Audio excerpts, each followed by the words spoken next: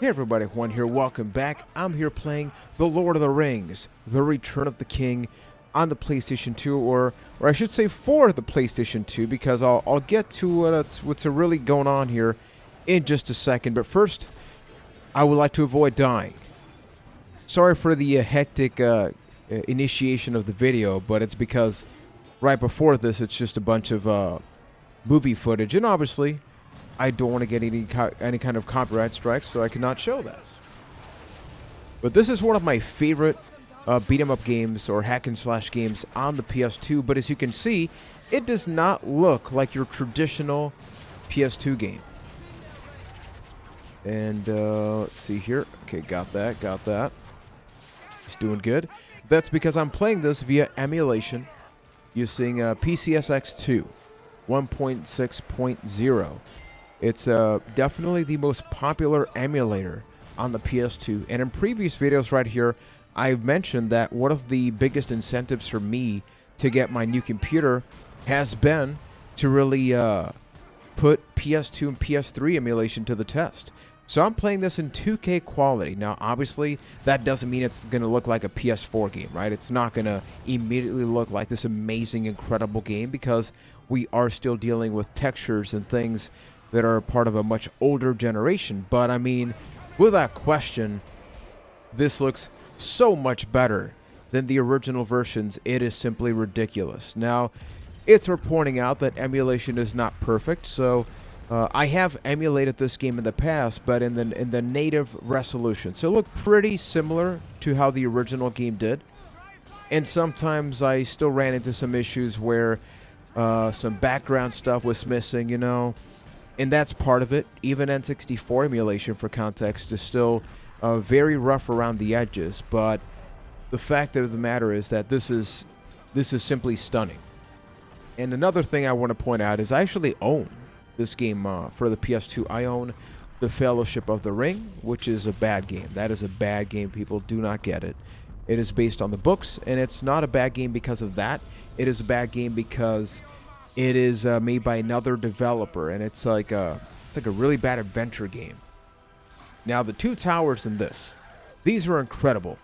Had to skip some stuff there because don't want to get that copyright strike. And as you can see right now, I'm actually missing some stuff on screen. Now, there are ways I can make that happen. I can fix that. I think it's this button. Nope. Uh-oh. Wait, this one? Nope. That's not it. That's not it. Is this it? Nope. Is this it? Oh, there we go. Hey, we got it working. People. So that's the thing, right? PS2 emulation is not 100%, and sometimes because of the difference of resolutions or because the game was just developed a certain way, they made use of a lot of specific things. Like some developers used some of the PS1 backwards compatibility in the PS2 for that added beefiness for the performance. But, man, this had to be my favorite part of the game, where not only is it a legitimately good hack and slash game, you could actually upgrade the different characters, and you can go back and continue playing these. This version for the PS2 was actually online, so you could connect with somebody else and play it online, which for a licensed movie game, I thought that was very weird and very unusual. You can see some of the upgrades can be applied to one specific characters, but other ones can be applied to the whole team. Now, I am just going to go back because I don't have enough funds for this. I think I have... Do I have to scroll all the way down to the bottom? I forget. Finish with the upgrades. Let us save. For those that don't know, there was a point in time where memory cards. Something that's great about this game is not just the leveling system and the actual good gameplay, it's also the presentation, because as you can see, you can actually choose where you want to go next, and depending where you go, that's going to determine the characters that you play as. So let's actually just go to the Paths of the Dead. And here you can see, depending where you go, you can play as different characters, but eventually you can unlock them. And this actually gives you a really good example of just the level of detail with these characters, where obviously the PS2 was very limited, you can actually see the text right at the level 1 Aragorn. It's very low resolution because an emulator can't upscale that because it's such a low resolution text file, right? But it can smoothen out those 3D models, so you see some detail that you didn't even know actually existed. Okay, let's see if I can keep talking, because every time I want to engage, I just want to keep talking with everybody. They cut to a damn cutscene of the movie, which, look, it's great, right? Because in the PS2 generation, you got actually pretty high quality stuff. And the great part is, say you're undecided if you want to play the game or watch the movie. So, I mean, those cutscenes really help bridge the gap, right? But look at all of this right now. You're definitely going to see some not so great textures look partially worse in a way, because remember, this was meant to be played on a CRT television, not a high definition computer or monitor, I should say. Oh boy, here we go. But I mean, this doesn't look okay. I would say this looks great. Another benefit of a PS2 emulation, even though sometimes it does break games, is that it can improve performance. So right now, I have the games running at about the same frame rate. So if there were frame drops in the original games, that's still going to happen here. And because it's so high quality, sometimes that's actually a lot more obvious than when you play it on an original TV, because once again, a CRT did a pretty good job at hiding some of the imperfections about these games. Forget, I think I can grab this using R1, then I can throw it. Wait, I'm lost here. Where do I go again? Okay, I go here. Oh, I wonder if I gotta beat some enemies before I can continue to progress. There we go. But I love me these types of games where it's just a basic hack and slash. You can't parry. You have your heavier attacks, your lighter attacks, but you can unlock different things, and then you can level up, and then it does increase that replay value. And that's very difficult with this type of game, right? Because I don't know if they knew how good they had it with these games, because Two Towers in this basically follow the same gameplay structure. Not a lot of difference. If anything, I think even visually they look exactly the same. But how often do you play a game based on a movie that they could have easily just had it be a basic hack and slash? You beat it, you're good, no leveling system. But no, they actually went the extra mile and did that. And not just that, but look at the animation when you're parrying and all that. It actually looks legitimately good. Right now I'm kind of just mashing the controls, but as you can see, it says fair. So if you time things, it actually gives you a better score. Let me go left here. And let me know if other games based on movies that maybe I should check out on the PS2. I actually have a lot of them. I have some Terminator ones. I have some oddball games, like I've talked about Mortal Kombat Shaolin Monks, right? That's not based on a movie, but it's a spin-off game that some people think it's bad, and it's actually pretty good. One of the big faults and problems, and fortunately it is not the case with this game, is that some PS2 games were designed in such a way that the screen actually shook a little bit, or it just seemed odd. But it was fine on a TV, but in emulation, it actually looks really, really bad. Like the wrestling games are a perfect example of this, where I can't seem to find an option that I like, because it either looks blurry or it looks shaky. But this one, it looks really, really good. And I think Lord of the Rings, you know, people talk about GoldenEye 007 and the N64. They talk about the James Bond games overall. There's a lot of good ones, but the Lord of the Rings deserves to be part of the conversation, because we have these. There's the Lord of the Rings The Third Age, which I haven't played much of, but if you didn't know about that, it's basically Final Fantasy X set in the Lord of the Rings universe, and that's available on PS2 and GameCube. And then you have a bunch of Lord of the Rings games on PS3, like Conquest. When it comes to genres, they've pretty much done almost everything with Lord of the Rings. All we need is like a dating simulator, and I think we'll be good. I'm hoping I don't get some kind of a strike with the music, Because I'm like, Juan, do not stop talking now, because that's only going to open the gateway for YouTube to say, hey, I know you're playing the game, not watching the movie, but we got to talk. You can't keep doing that, Juan. But the attention to detail with everything, just the graphics, the camera angles, teammates, you can't help me. You do realize that, right? See, if I was playing co-op, this would be very different. Guys, Legolas, Gimli, you're literally just standing there, not doing anything. It's quite annoying, actually. I do have a long-range attack. Okay, I am aware of this, but I have 2 useless AI teammates with me. Like, come on. You have one job, just protect me. I'm just gonna ignore them. One game I don't own yet, but I would like to play is the Batman Begins game, so maybe I try to get access to that eventually, because I didn't know that existed, but apparently it's not so great, which is disappointing, because I would have been fine with that game following this type of formula. Like, imagine this set in the Batman Begins universe, but, you know, you have this voice. Where is he? Where is he? Oh, leveled up. And I still have a voice.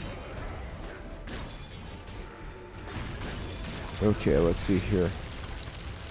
And just to clarify with these videos, it's not that my old computer cannot handle this type of emulation.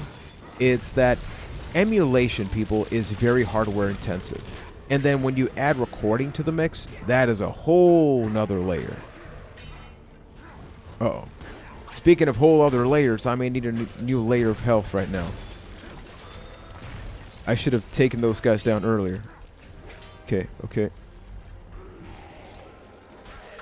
Let's take you down. Uh-oh. What are you guys doing? Come on. You have like, okay, I've taken down like 5 enemies. They have 1. They have 1, people. That's it. Oh, right, something else I forgot. So I've been using the traditional buttons, but you can actually use the right analog stick to sort of simulate like a more realistic swordplay. As cool as it is, I don't think it's as functional. Maybe if you get used to it. By the way, yeah, I'm totally spamming the parry attack. I'm just like, I don't want to die. I don't want to die. But what I love is that, you know, right now you're using the main characters you would associate for fighting stuff in the Lord of the Rings. But you do get to play as the hobbits as well. And that one, they changed the pacing. You have full voiceover. I think some of the stuff is actually different from the movies. I don't recall 100%. But this is just so damn neat. Plus, they add the video game tropes, right? They can't just do one-to-one based on these movies, so there's going to be a little bit more creative liberty with stuff like this, but I love it. Because I don't want to play a game that's just literally 100% of the movie, right? A couple of weeks ago, I did a stream about the Star Wars Episode 3 Revenge of the Sith game. I did that at a twitch.tv/MrPlayerJuan. Now, that one I definitely can't put here because of soundtrack. I mean, I can try, but I'm afraid because, I mean, talking about Disney here. Disney, does Disney own this? No, right? I mean, Disney owns pretty much all of us at this point. We just don't know it, but yeah. But man, I'm looking at this and I forget I'm playing a PS2 game. Could I mistake this for a PS3 game? No. Like, let's be real. But PS2 games are known for being very blurry. It does show you, and I think that's the biggest reason I love this. Wait, where do I go here? Wait, what? There we go, yeah. Okay, I was like, come on now. I can't get lost in a super linear game. It does show the graphical limitations of the televisions of the time because, keep in mind, like, these are all native things that were originally in the game. Like, these are not texture swaps. People have gotten crazy with that, especially on N64, where they've actually replaced textures with a lot higher quality stuff. But these are all original assets. So there's a lot of these games that look so good today, And that's why I'm excited to try PS3 emulation, because imagine those games. I've seen some 4K stuff with PS3 games, and there you could totally fool somebody into thinking you're looking at a PS4 game, because honestly, aside from performance and like the jaggy edges, graphics from PS3 and 4, there are some noticeable exceptions, but the graphics were not that different. It's a matter of resolution, a matter of filtering, performance. But when you can beef up a PS3 game to 4K, increased resolution, like some games, they've actually been able to double the frame rate. And I think emulation as a whole, and that's going to be something I talk about on the main channel in the future, from a video game history standpoint, is so important, because some of these consoles, like especially the disc-based consoles, let's talk about this in 50 years, right? Good luck finding a functional PS1 that's not been fixed, right? I'm talking about an original vanilla PS1 that nobody had to open up because maybe it wasn't working right or something like that. Am I just going around? We are close now. Yeah, we're close now. Okay, I just thought it looked very similar. I got concerned all of a sudden. Okay, let's do that. Oh man. I feel a little bit weird because I could have used my PS4 controller, but I'm actually using an Xbox One controller. So I think part of my hands are telling me, Juan, what you're doing should be considered illegal. Oh, I almost... Okay, I actually finished him off. Nice. There we go. Another reason why emulation is important is, unfortunately, discs will eventually stop working, people. I mentioned The Lord of the Rings, The Third Age. I physically own a copy for the PS2, but it stopped working. It worked just fine.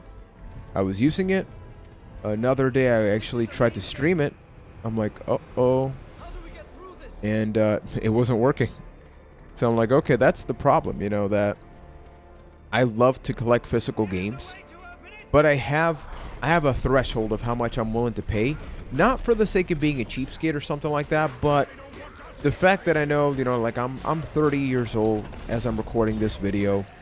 The fact that when I'm 60, a lot of these games will not work. I live in Puerto Rico, which has a lot of humidity, and that is like horrible for discs.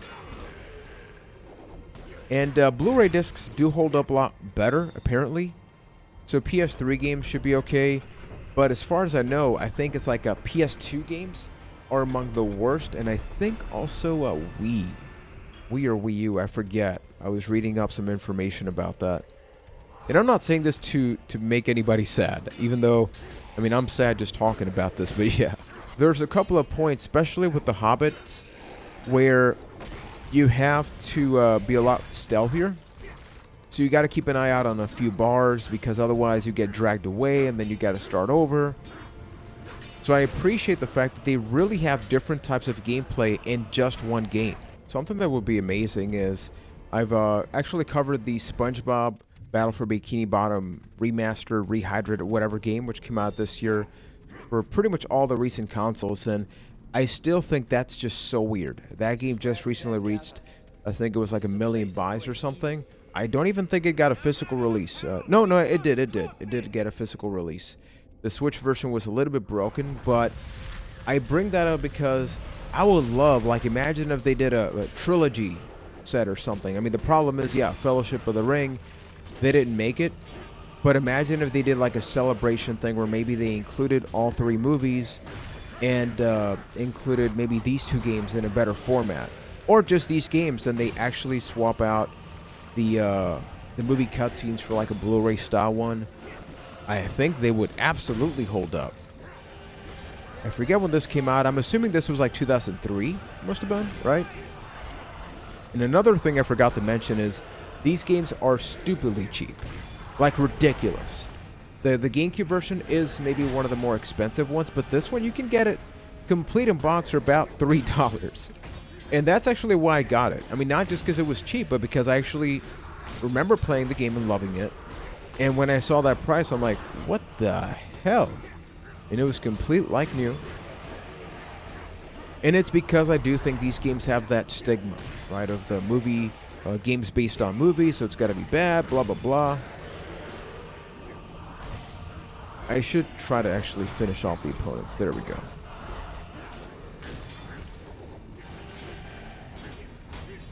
It's not perfect in the sense that if you see, it's a lot of the same enemy. It's not the only game to suffer from that, right?